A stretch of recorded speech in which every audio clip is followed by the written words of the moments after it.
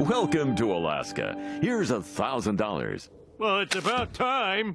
But why? We pay every resident $1,000 to allow the oil companies to ravage our state's natural beauty. I'm home.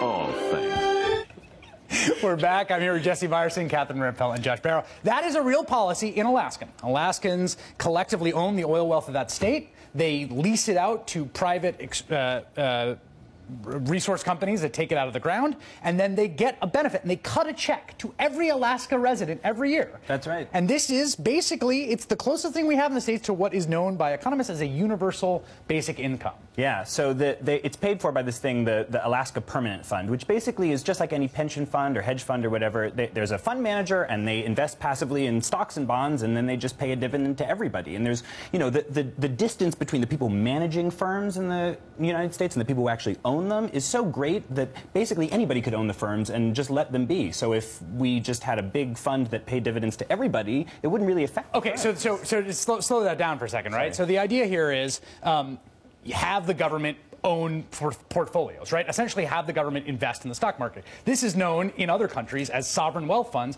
and it's super common across the world. It is common across the world. It's more common in places where you have abundant natural resources. Yep. It's, like Alaska, for instance. Yeah, it's much more difficult to do if you're running a deficit. Yep. And a trade deficit.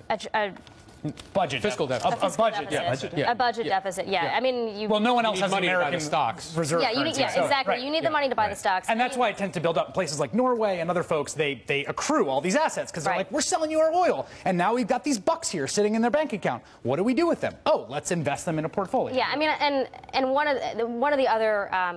of the risks, you know, we've been talking about like what kinds of places do this, but one of the risks is like how do you promise budget projections basically based on stock market investments and things like that. I mean, this has been a huge problem for pensions. Right. I think that there's a big risk in taking this at a more global scale. So the downside danger would be, okay, we think our fund's going to perform at 6% year over year, and we're going to budget out our costs at that, and then it's very hard to find low risk investments right. for this kind of purpose. Right. But the flip side of it with Alaska, right, is this idea of this check to everyone, which does seem so sort of anathema, so un-American, right? So ridiculous that you would just write people checks. But the idea of the government just writing people checks has this very long conservative heritage. Right, and the idea is that this is a substitute for other welfare programs that is advantageous in that, for example, it doesn't go away if you work, so it doesn't discourage people from working.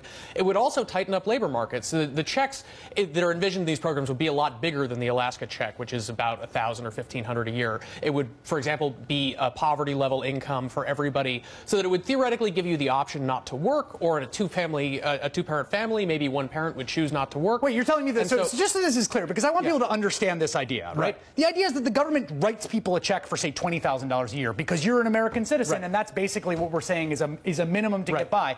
That sounds, to the people listening to that right now, to a lot of them, crazy. Well, so part of why I like this idea, and I like the land value tax idea in Jesse's piece that might pay for it, is that Jesse says he's a communist. I view these as neoliberal ideas that would allow the government to engage in redistribution of income without really managing the economy. You can let employers do what they want. You can let people decide what kinds of jobs that they want to take, and these programs exist to ensure that they have a decent standard of living regardless of how the private economy works. So let me give an example, then I want Jesse your response. So we have all these programs, like we're talking about food stamps, right? We're talking about LIHEAP, which our own reporter Ned Resnikoff did some great reporting on cuts too. That's money to buy heating fuel, right? We have we have Section 8 housing vouchers, right? There's all different programs we have in the safety net. There are conservative Milton Friedman said, just get rid of all that stuff, give people money, let them do with what they will. Yeah, I mean, it's a decent idea. You couldn't get rid of the whole welfare state, and it would be good to have like a series, like a tiered system. A guy, Matt Brunig, who I'm friends with, who's a Demos blogger, has a wonderful piece